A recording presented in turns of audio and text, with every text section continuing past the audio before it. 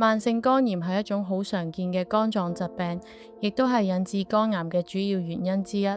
截至2024年底，全球大約有2億8,700萬人患有慢性肝炎，亦有130萬人因為肝炎引致嘅肝硬化或者肝癌而死亡。喺澳洲，大約有29萬人患有慢性肝炎，亦有數百人因為肝炎引致嘅肝硬化或者肝癌而死亡。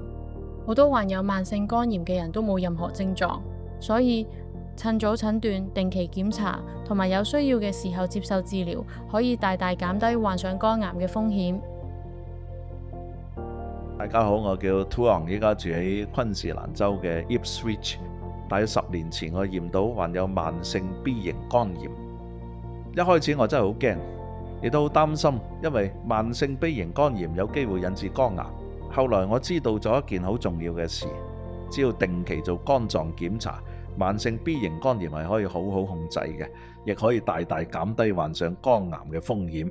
依家我每6個月都會去睇醫生，定期做肝臟檢查，咁樣令我覺得自己更加掌握到身體嘅健康狀況。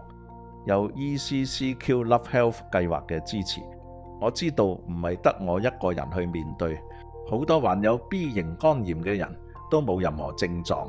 為咗你自己，亦都為咗你嘅屋企人，記得去做檢查。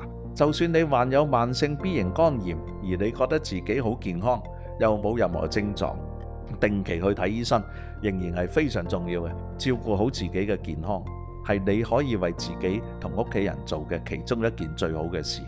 我做得到，你都一定做得到。多謝大家收睇。